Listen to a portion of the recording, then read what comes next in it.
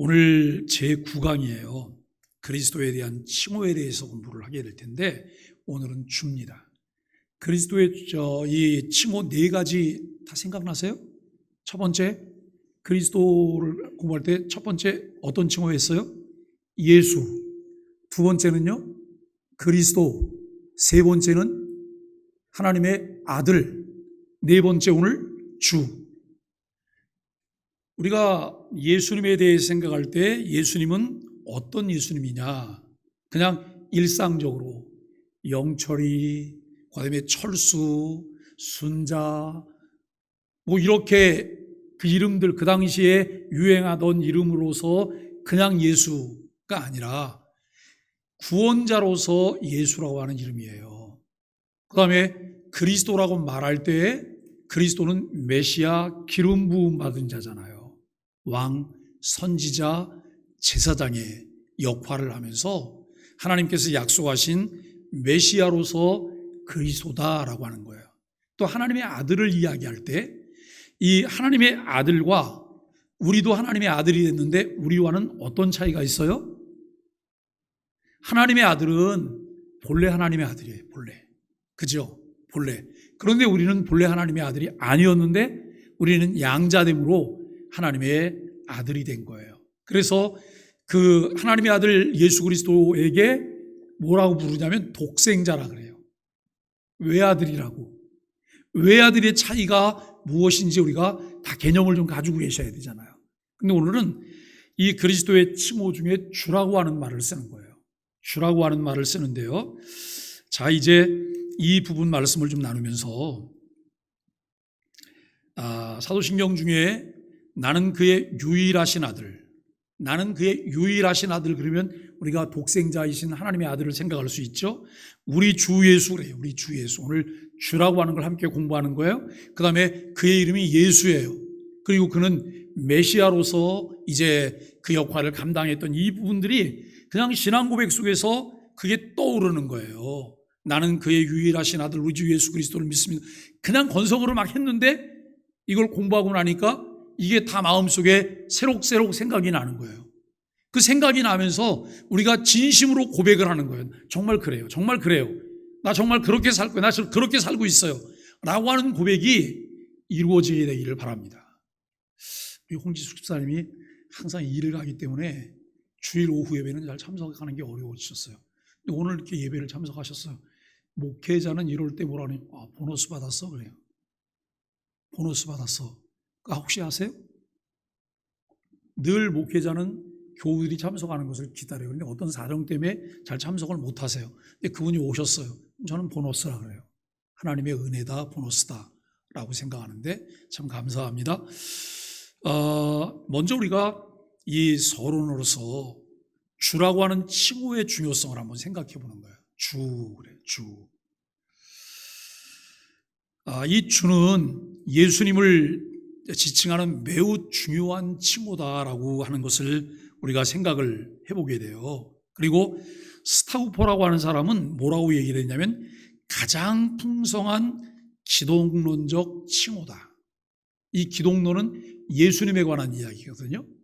성자 예수님에 관한 이야기인데 이 주라고 하는 칭호가 가장 풍성한 기독론적 칭호다라고 하는 이야기를 해요. 그런데 주라고 하는 칭호는 단일한 의미가 아니라 다양한 상황과 의미를 가지고 있어요. 우리가 예수라고 하는 이름을 생각할 때도 예수라고 하는 이름이 그 당시에 일반적인 이름이었다 그랬잖아요. 그죠? 일반적으로 많은 사람들이 사용했던 이름이에요. 그런데 그들이 사용하는 예수라고 하는 이름의 의미와는 달리 이 하나님의 아들로 오신 그 예수님은 그 이름의 의미를 잘 실현해내신 분이다라고 하는 거예요. 그 다음에 우리가 여러분 그리스도라고 하는 칭호를 함께 나눌 때에도 이 그리스도는 메시아라고 하는 여러 다양한 직분들이 있었던 거예요. 마찬가지로 주라고 하는 칭호도 단일한 의미가 아니라 다양한 상황과 의미를 가지고 있다라고 하는 것을 우리가 생각해 볼 수 있는데요. 먼저 우리가 오늘 본문으로 보았던 고린도전서 6장 19절로 20절과 읽지는 않았지만 본문으로 삼을 수 있는 마태복음 7장 20절로 29절에 관한 말씀의 의미를 함께 살펴보는 거예요. 우리 몸이 성령의 전이라는 거예요. 우리 몸이 성령의 전이다. 이 말은 무슨 말이냐면 내가 성전이라는 거예요.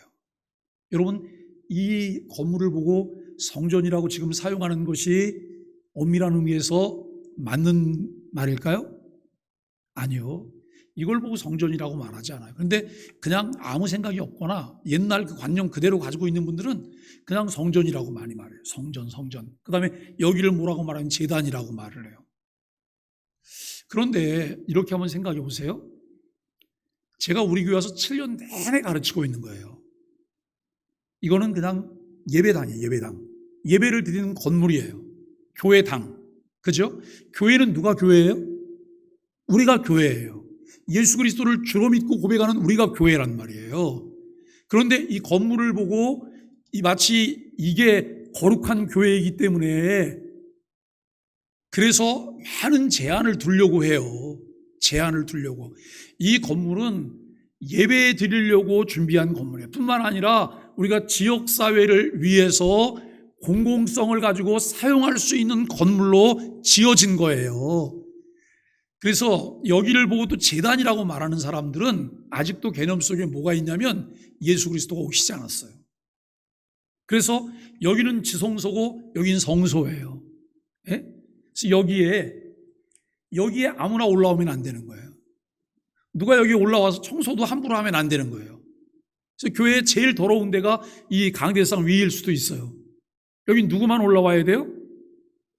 담임 목사와 사찰도 두렵고 떨리는 마음으로. 왜냐하면 청소하다가 하나님으로부터 하나님이 노하셔 죽을지도 모르니까. 정말 그런 곳이에요? 아니에요. 우리 교회는 강대상이 참 높아요. 저는 우리 교회 굉장히 이쁘게 잘 지었거든요. 그 지을 때 조금만 더 고려를 했더라면 강대상이 좀 낮았으면 좋겠다. 강대상이. 그러면 우리가 이렇게 올려다 보느라 고개 안 아프시잖아요. 그죠? 요 중간 정도쯤만 되면 그냥 거기 요 앞에 앉아서 좀 편안하게 보실 거예요. 근데 앞에 왜 안 오시려고 그러냐면 고개가 아프시다는 거예요. 한 시간 좀 고개 아프시면 안 되시나? 예?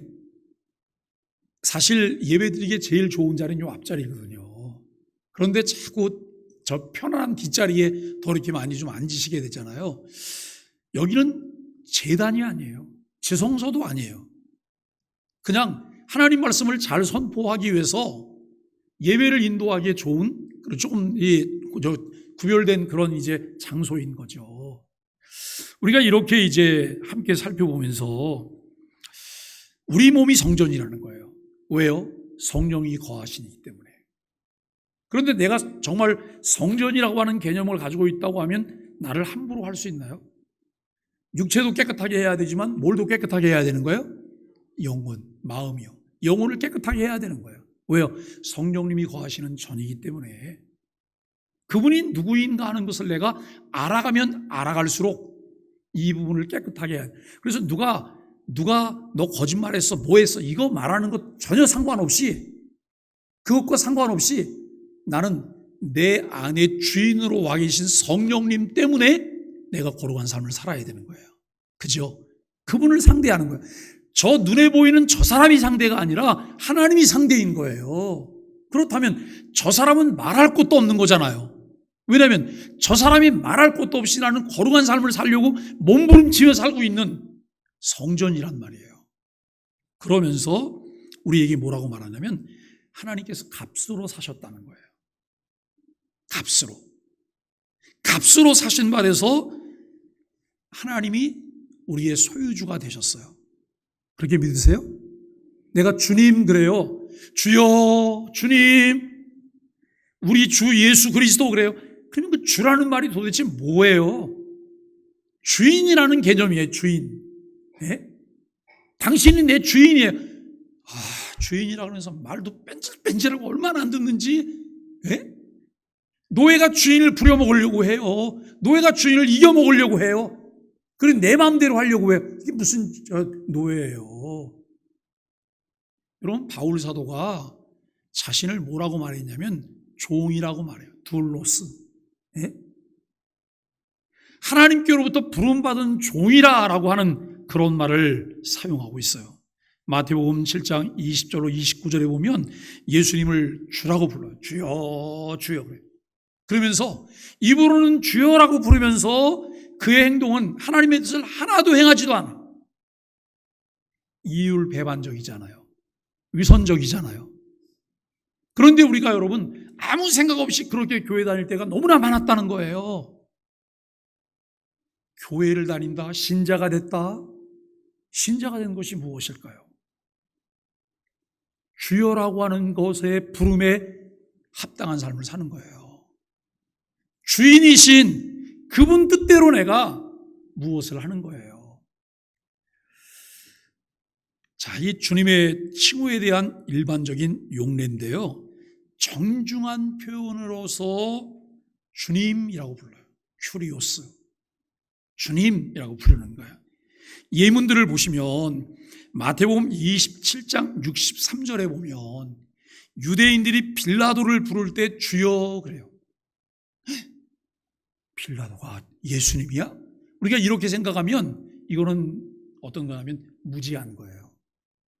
일반적으로 정중하게 상대를 정중하게 대할 때 그에게 주님이라고 하는, 주여라고 하는 이런 호칭을 사용하기도 했다라고 하는, 그래서 이 큐리오스, 큐리에라고 하는 말을 쓰는데요, 요한복음 20장 15절에 보면 마리아가 부활하신 예수님을 동산지기로 잘못 알고 뭐라고 불렀냐면 주라고 불러요. 그러니까 예수님에게 주라고 부르는 게 아니고 동산지기를 내가 존중하는 마음으로 주라고 부르기도 했다라고 하는 이 부분을 우리가 함께 생각해 보는 거예요. 다양한 또 예시들이 있는데요, 귀신 들린 자의 아버지가 예수님을 뭐라고 부르냐면 선생님이라고 불러요. 선생님.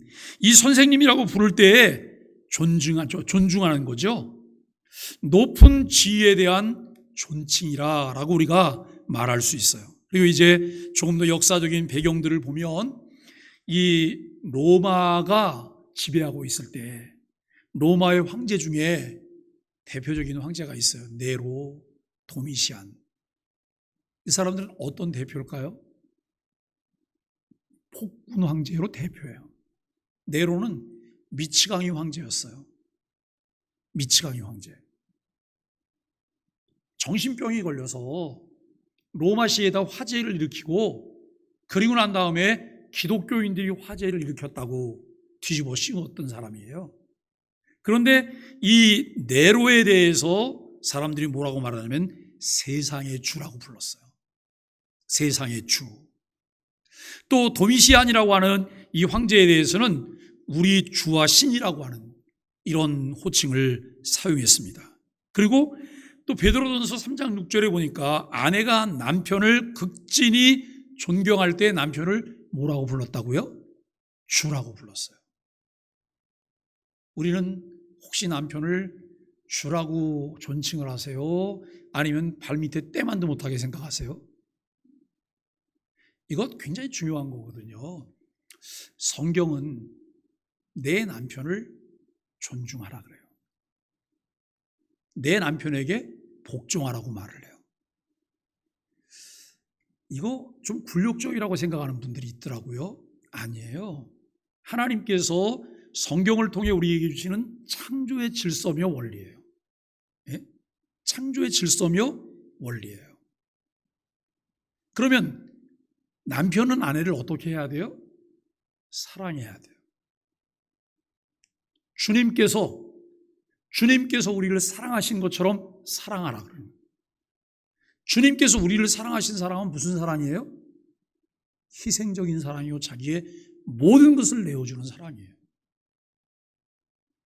이게 여러분 부부예요. 그전에는 각기 다른 사람이었잖아요. 그런데 결혼을 통해서 둘이 한 몸이 되게 하는 거예요. 한 몸. 이제는 그 남편이 주가 되는 거예요. 이렇게 일반적인 그런 이제 이 존칭들로서 사용하기도 했다고 하는 것을 우리가 생각하게 돼요. 예수님에 대해서 이 부분을 사용할 때 그 선생님과 주님을 호환적으로 사용했어요. 선생님으로 사용하기도 하고 주님을 사용하기도 하고, 그래서 마가복음 10장 17절에 보면 예수님을 부를 때 선한 선생님이라고 불러요. 영생에 관한 질문을 할 때 선한 선생님, 또 마태복음 19장 16절에 보면 선생님이라 부르는 모습에서 주님이라고 하는 의미가 담기지 않았음을 알게 돼요. 그러니까 선생님이라고 불렀던 이들이 예수님을 성경이 말하는, 하나님께서 우리에게 말씀해 주시려고 하는 주인으로서의 주님의 의미가 담겼느냐? 그것은 아니라 이 말이에요. 존경할 만한 선생님이기는 하지만 예수님의 인성을 보면서 존경할 만한 분이지만 신성을 가진 자로 여러분 인정하지 않는 이런 모습일 수도 있다라고 하는 것을 우리가 생각하게 되어지는 거예요. 주님 칭호의 높은 의미를 보면 부활 후의 칭호로서의 주님, 고린도전서 6장 19절로 20절, 우리의 존재가 주님께 속해 있고 주님의 것이 되어야 함을 의미하는 거예요. 이 의미는 그냥 높여드리는, 존중받을 만한 그런 대상으로 주님이라고 하는 말을 사용하고 있지 않아요. 큐리오스라고 하는 이 말을 사용할 때 그분은 주인이시라는 거예요. 나의 주인이십니다. 나의 전부입니다. 나의 소유주입니다. 근데 여러분, 우리가 신앙생활하면서 내가 정말 잘못 이해하고 있고 잘못 배웠고 아직도 내가 고쳐지지 않는 것이 있다면 내 마음대로 하는 거잖아요. 주 뜻대로 하옵소서예요? 내 마음대로예요? 예? 주 뜻대로 하옵소서예요? 내 마음대로예요?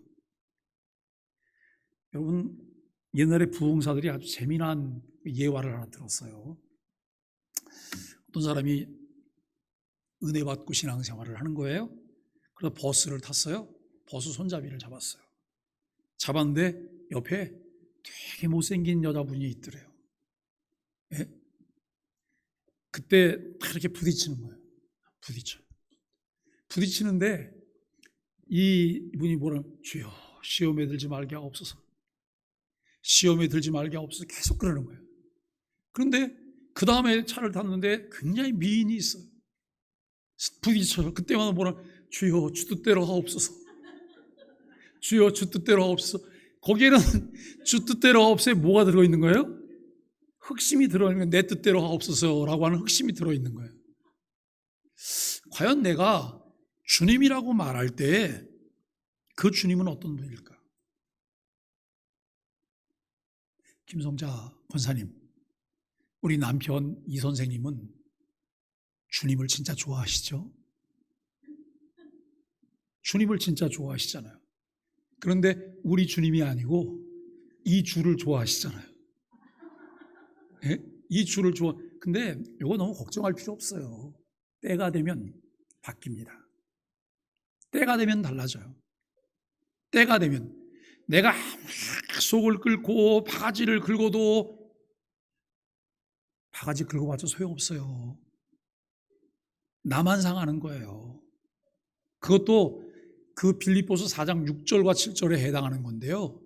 염려, 근심하고 원망하고 바가지 긁어봤자 무슨 소용이 있어요. 그 대신에 뭘 하시라고요? 감사함으로 하나님께 기도하시라고. 네? 기도하시는 거예요. 요즘 최근에 우리 교인 중에 누가 그런 얘기를 하셨어요. 요즘 남편이 술이 맛이 없다 그런다 그래요. 술이 맛이 없다 그런다고. 여러분, 그거 하나님의 역사예요. 어느 날 저는 그런 사람도 봤어요. 교회를 전도하기로 하고 직장에서 다 이야기를 해놓고 일 끝나고 난 다음에 교회 부흥회를 가기로 했는데, 이 친구가 그 점포에 들어가더니 나오질 않는 거예요. 그래서 들어가 봤어요. 거기서 아는 사람 만나갖고 술자리가 벌어진 거예요. 술을 먹으려고 이렇게 같이 잔을 받았어요. 교회를 간다 그러고선 왜 거기 앉아있냐 그랬더니 자꾸 잡아서 어쩔 수 없다고. 그리고 술잔을 딱 받아서 이렇게 하려고 그러는데 코피가 쭉 나는 거예요.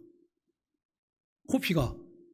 근데 여러분, 교회를 안 다니던 사람들은요, 그런 일이 벌어지잖아요. 대번에 두려움을 가져요. 무슨 두려움이요? 하나님이 벌 주려고 그러나 보다 그래요. 하나님이 벌 주려고 그러나 보다. 그건 자기 마음대로 해석이에요. 하나님의 때가 있어요. 그러니까 우리가 내 방법을 통해서 다양한 방법을 다 동원해 갖고 소가리를 하시지 마세요. 그냥 맡기세요. 그분께 맡기고 그분이 하시도록 하시는 것밖에는 방법이 없어요. 자, 우리가 주님께 속해 있고 주님의 것이 되어야 함을 의미하는데요. 요한복음 20장 28절에 디두모라고 하는 도마의 고백이 나오잖아요. 이 도마는 예수님이 십자가에 못 박혀 죽고 난 이후에 굉장히 좌절을 했어요. 많은 낙심을 하게 되고 아마 이에게는 우울증까지도 왔었던 것 같아요. 근데 나갔다가 그날도 이제 나갔다가 들어왔는데 들어와 보니까 제자들이 이상한 소리를 해요. 예수님이 부활하셨다는 거예요. 부활하신 예수님이 여기를 왔다 갔다는 거예요. 예? 그 얼굴이 딱 그냥 밝게 환해 갖고 있는 거예요. 자기는 그 본 적이 없잖아요. 아, 거짓말 시키지 마. 아무리 그래도 나는 안 믿어. 예수님이 나타나서 예수님 옆구리에다가 내가 손을 넣어보고 손바닥에 창자국을 보기 전에는 나는 믿지 않을 거야. 이렇게 얘기를 했어요. 그리고 그냥 또 이렇게 여드레가 지났는데 그날은 도마가 어디 안 나가고 있는데 예수님이 나타나신 거예요. 도마에게 예수님이 이렇게 말씀하세요. 도마야, 이리 와라. 깜짝 놀라잖아요. 와서 내 손을 내 옆구리에 넣어봐라. 그리고 손바닥을 봐라. 그리고 믿음 없는 자가 되지 말고 믿는 자가 되라. 그랬더니 도마가 뭐라고 말을 해요? 나의 주시며 나의 하나님입니다. 예? 나의 주시며 나의 하나님이십니다. 제가 인도 첸나이라고 하는 곳에 갔는데 거기에 이 도마 박물관이 있어요. 입구에 유리문이 이렇게 있는데 유리문에 하얀 스티커, 우리 카페에 들어갈 때 여러분 0 더하기 1은 100이라고 이렇게 돼 있는 것처럼 하얀 스티커가 이렇게 유리문에 붙어 있어요. 그런데 거기 뭐라고 붙어 있냐면 My Lord, My God이라고 그렇게 붙어 있어요. 도마가 고백했던 아주 짤막한 그 신앙 고백인데 그 고백을 이렇게 유리에다 붙여놨는데 굉장히 강렬하게 오더라고요. 예수님께서 도마를 향해서 이렇게 말씀하셨어요. 도마야, 내가 나를 본고로 믿느냐? 보지 않고 믿는 자가 더 복되도다. 우리가 강단에서 하나님 말씀이 선포될 때 그 말씀이 아멘 되어지는 것이 은혜인 줄로 믿으시길 바랍니다. 내가 아멘 할 수 있다고 하는 것이 하나님의 큰 은혜예요.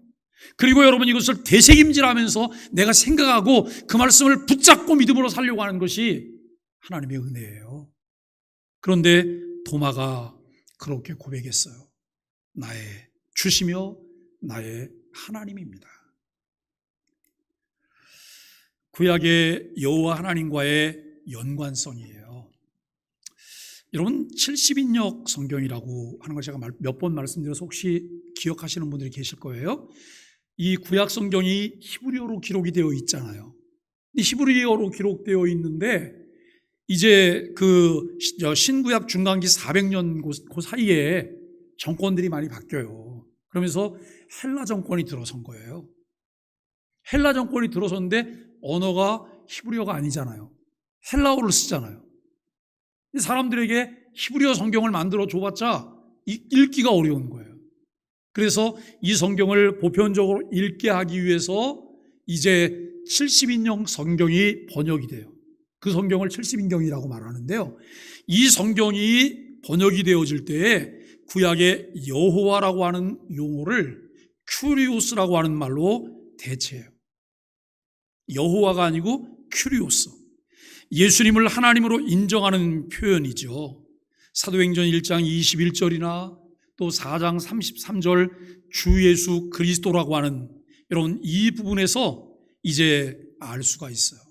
그냥 일반화된 명칭들을 사용하는 예시들도 우리가 좀 볼 수가 있는데요. 높아진 구주로서의 주권적 칭호예요. 백부장이 예수님을 주로 부르는 장면을 보게 돼요. 마태복음 8장 8절로 10절에서 보면 백부장이 자신의 종을 치유해달라고 요청하면서 예수님을 주라고 해요. 예수님이 가시겠다고 하니까 백부장이 뭐라고 말을 해요? 그리마옵소서. 자기 수하에도 자기가 부리는 수하들이 있다는 거예요. 신하들이 있다는 거예요. 그들에게 이리로 가라고 하면 가고 저리로 가면 가라고 할 것인데 주님께서 가시지 않아도 말씀만 하시면 낫겠다고 말해요. 이게 여러분 정통신앙이에요. 우리가 담임 목사가 안수를 하면 이 손에서 불이 나가죠. 이 손에 신유의 능력이 있죠. 똑같은 손이에요. 그냥 목사의 손일 뿐이에요. 그런데 이 담임 목사가 안수할 때 왜 여러분 일들이 일어나기도 해요? 하나님이 은혜를 주시니까요. 하나님이 은혜를 주시니까. 그렇다면 이 손을 머리에 갖다 대야지만 은혜를 주세요? 어느 때는 담임 목사가 전화기로 기도해서도 하나님께서 은혜를 주시기도 해요. 그리고 더 중요한 것은 하나님이 내게 주신 특권이 뭐예요? 내가 예수 그리스도의 이름의 권세를 사용할 수 있는 특권을 가진 자라는 거예요. 기도하셔야 돼요. 누가요? 내가요. 예수 그리스도의 이름으로. 내가 기도할 뿐만 아니라 합심해서 기도하셔야 돼요. 이것이 주님이 우리에게 주신 권세예요. 기도의 능력이에요. 우리는 이 부분을 보면서 백부장이 정말 믿음이 좋은 사람이다. 예수님에 대해서 바르게 이해하고 있다라고 하는 이 부분을 우리는 보게 돼요. 초대교회에서 예수님을 주로 부르는 모습들을 보게 되는데요. 사도행전 2장 36절에서 예수를 너희가 십자가에 못 박았으니 하나님이 이 예수를 주와 그리스도로 삼으셨느니라 라고 말을 해요. 너희들이 예수를 십자가에 못 박아 죽였는데 하나님이 이 예수를 주와 그리스도로 삼았다는 거예요. 이 말이 무슨 말이에요? 많은 예수가 있는데 그 많은 예수 중에 너희들이 못 박아 죽인 예수가 하나님께서 그를 주와 그리스도로 높이셨다는 거예요. 그가 주며 그리스도라는 거예요. 그가 인류의 주인이시며 메시아라고 하는 사실이에요. 이게 유대인들에게는 얼마나 많이 아파요. 그런데 이렇게 베드로가 선포할 때에 양극화 현상이 나타나요. 양극화. 하나님의 은혜를 받은 사람들은 그 말을 듣고 어떻게 반응해요? 마음이 찔렸다 그래요. 마음이 찔려서 그들이 이렇게 말을 해요. 어찌할꼬? 우리가 어찌할꼬? 우리가 어떻게 해야 돌이킬 수 있느냐? 우리가 어떻게 해야 살 수 있느냐라고 하는 이런 말을 하게 돼요. 그런데 여러분 또 다른 편에 있는 서기관, 바리새인, 장로 이런 사람들은 이 말에 이해를 하는 거예요. 우리는 사도행전 6장에 보면 스데반이 여러분 증거할 때 그들이 이를 갈면서 돌멩이를 들고 달려들게 되죠. 은혜 받지 못하면 사람을 죽일 수 있는 거예요. 미움이. 내가 여러분 사람을 직접 죽이지 않아도 저 사람 미워하면 성경은 살인이라고 말하잖아요. 그게 왜 그래요? 은혜 떨어질 때. 은혜가 없으면 그렇게 되는 거예요. 은혜 떨어지면 눈에 뵈는 게 없습니다. 은혜 떨어지면 내 마음대로 해요. 은혜가 임하면 내 마음대로 아니에요. 주 뜻대로 하겠습니다 라고 하는 거예요. 그런데 이것은 그리스도인으로 당연한 것이죠. 예수님의 지상사역 기간 중에 주님으로 불린 일들을 우리가 또 살펴볼 수 있어요. 베드로의 고백인데요. 누가복음 5장 8절에 예수님의 말씀에 따른 기적 후에 베드로의 반응이에요. 예수님께서 말씀을 전하시려고 할 때 사람들이 많이 모여드니까 바닷가에서 베드로의 배에게 좀 더 띄우라 그래요. 육지에서 좀 띄우라. 그리고 예수님이 그 배에 오르시게 되는 거예요. 그런데 그때 베드로가 뭐라고 말하냐면 주여 나를 떠나소서 나는 죄인이로소이다 라고 말을 해요. 주여 나를 떠나소서 나는 죄인이로소이다. 주님의 신성을 인식하는 그런 삶의 모습을 우리가 볼 수 있게 돼요. 또 여러분 시편 110편에 보면 메시아적 성격을 볼 수가 있는데요. 다윗의 주로 언급된 메시아에 대한 예수님에 대한 논의를 우리가 살펴볼 수 있어요. 마태복음 22장 44절에 오면 주께서 내 주께 이르시되 나의 발등상 되게 하기까지 너는 내 우편에 앉아 있으라 라고 말을 해요. 예? 주께서 내 주께 이르시되 나의 발등상 되게 하기까지 너는 내 우편에 앉아 있으라. 우리가 여러분 하나님의 은혜가 아니면 우리가 할 수 있는 게 뭐가 있어요? 우리는 이 발 받침대만도 못해요. 발 받침대만도. 저야 여기 지금 뭐 받침대가 아무것도 없습니다만 저보다 키가 작은 목사님이 오시게 되면 그분을 위해서는 받침대를 놓잖아요. 예? 그 받침대는 위에 선 사람을 위해서 있는 거거든요.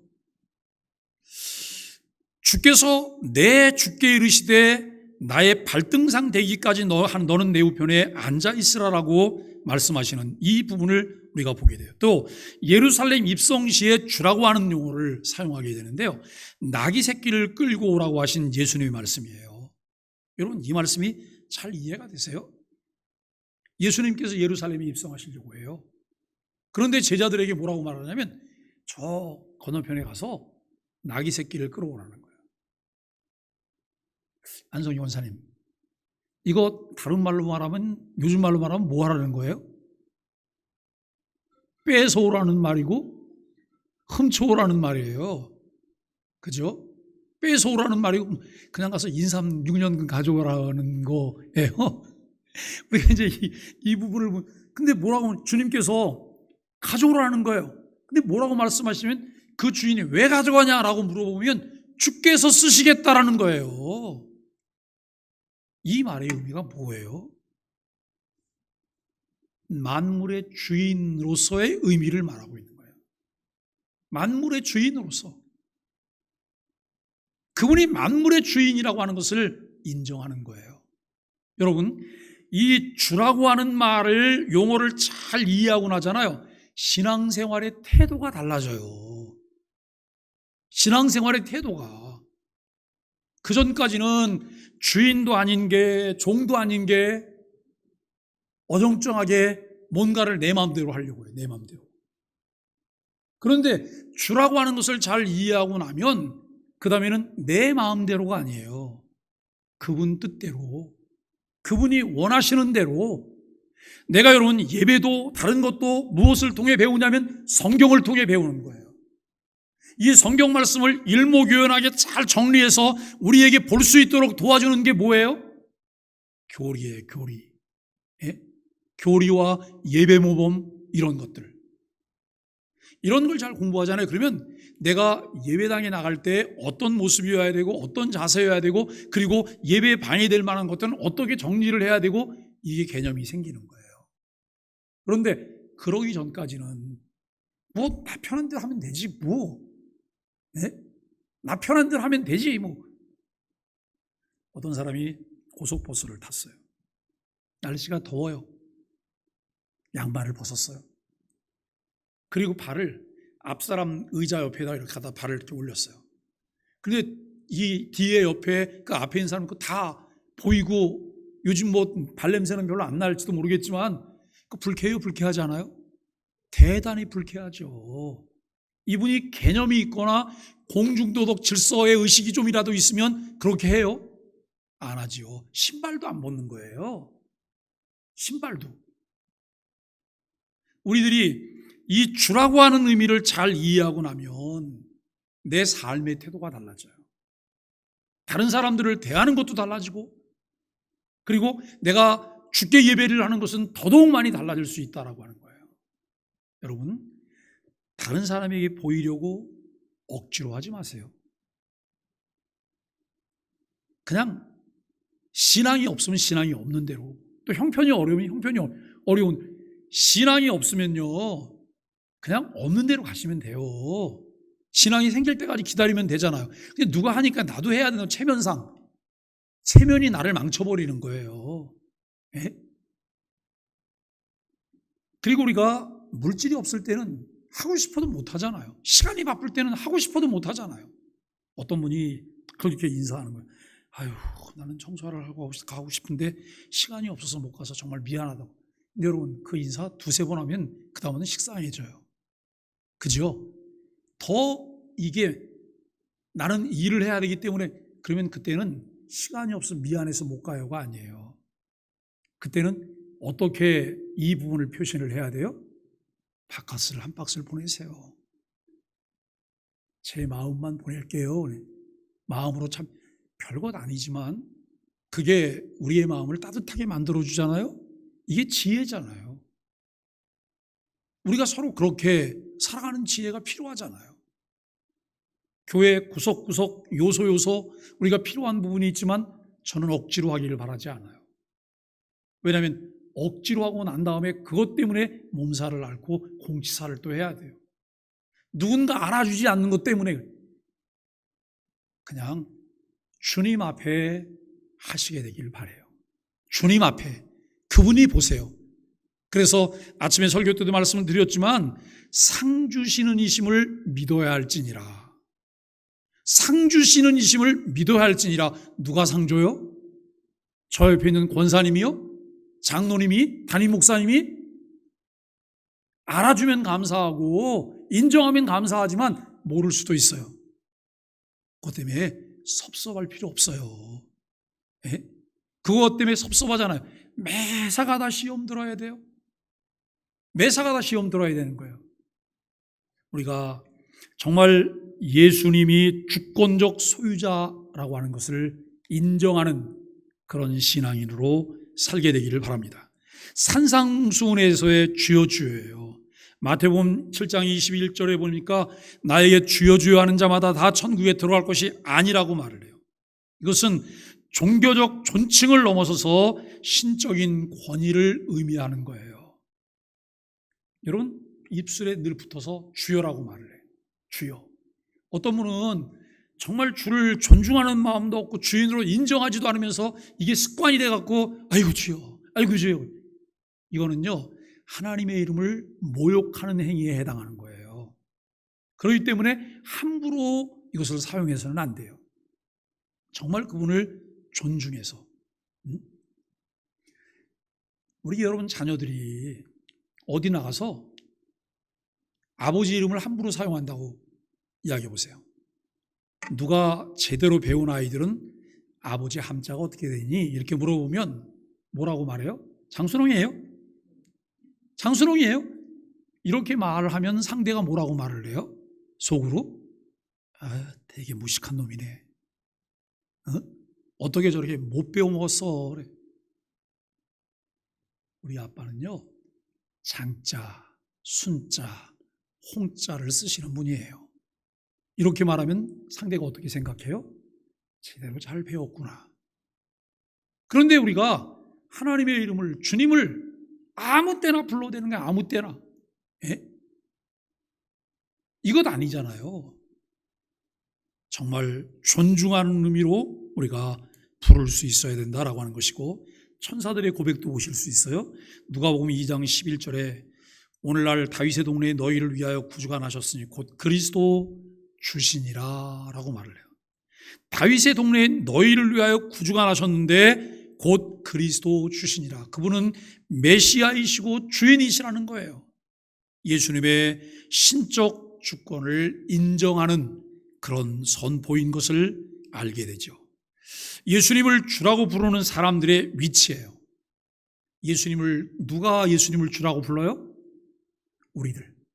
예수님을 믿는 우리들. 그래서 이 예수님의 노예로서의 자의식이 필요해요. 그 바울이 로마서 1장을 통해서 자기를 예수 그리스도의 종 바울이라고 얘기를 해요. 예? 예수 그리스도의 종 바울입니다.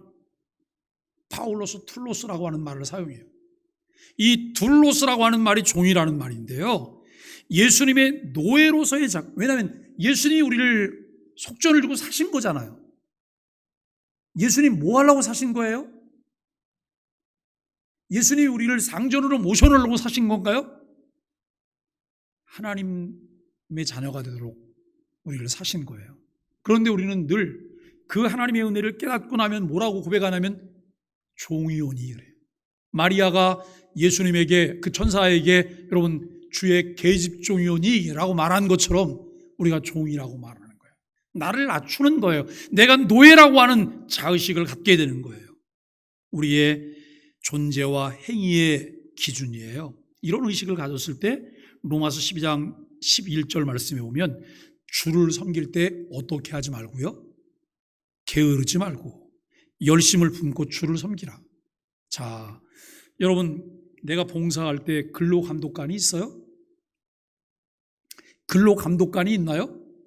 무슨 직장에 상사가 있나요? 아무도 없어요. 있을 필요도 없고요. 있어봐도 소용도 없고요. 주를 섬길 때 게으르지 말고 열심을 품고 주를 섬기라는 거예요. 왜요? 내가 그리스도의 종이니까. 그리스도가 나의 주인이시니까 그렇게 해야 된다라고 하는 거예요. 주의 뜻을 따라 살아가는 것의 중요성인데요. 고린도 전서 6장 19절로 20절이에요. 너희는 너희 것이 아니라 값으로 산 것이 되었으니 그런즉 너희 몸으로 하나님께 영광을 돌리게 하라. 늘 기도하셔야 돼요. 숨질 때 되도록 정신 흐려지지 않게 해주세요. 숨질 때 되도록 하나님께 영광을 돌리며 살게 해주세요. 숨질 때 되도록 잘 걸어다니게 해주세요. 숨질 때 되도록 예수 그리스도를 찬양하게 해주세요. 숨질 때 되도록 소망의 아침 묵상하게 해주세요. 이 기도하셔야 돼요. 제가 보니까 몇 살까지 사느냐가 중요하지 않아요. 요즘은 사람들하고 얘기해보면 100살 넘게 살 거라고 말하는 분들 되게 많으세요. 당연한 것처럼 생각하세요. 그런데 걱정이 많아요. 나이는 오래 살 것 같은데 건강할지 돈이 있을지 잘 모르겠다 그래요. 오늘 아까 카페에 앉아 있는데 어느 목장이 목장 예배를 들으면서 이렇게 찬송하시더라고요. 주 안에 있는 나에게. 제가 꼭 연령대에 딱 맞는 스타일로 찬양하신다고. 연세가 많으시니까 그렇게 찬양하신. 그런데 그 노랫말이 너무 중요하잖아요. 주 안에 있는 나에게 뭐가 없다고요? 딴 근심 있으랴. 주 안에 있는 나에게 딴 근심 있으랴. 그래 놓고는 매일 앉아서 걱정하고 염려하고 전화해갖고 며느리를 들볶기도 하고 아들한테 또 뭘 이리고 남편한테 막 공격하고 이러면 되겠어요? 그것 아니잖아요. 여러분, 우리가 정말 주님의 소유권을 인정하고 주님의 뜻을 잘 살펴서 그 뜻을 이루어가는 것이 그분을 잘 받들어 섬기는 것입니다. 마태복음 7장 21절로 23절에 보면 예수님을 헛되이 주라고 부르지 말라고 그분의 뜻을 행해야 될 것을 말씀하고 있어요. 불법을 행하는 자들과 어리석은 자들에 대한 경고도 분명하게 하고 있어요. 이제 매 순간 우리가 물어봐야 될 질문이 있어요.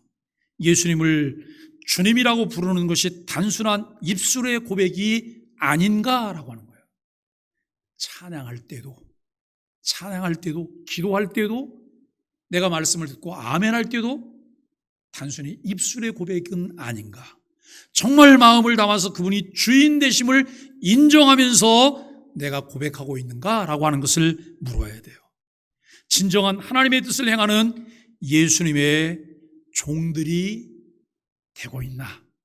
라고 하는 것도 우리가 살펴보셔야 되고, 예수님과 깊은 교제를 유지하는 주의 종으로 살아가는 것의 중요성을 우리가 생각해 보셔야 돼요.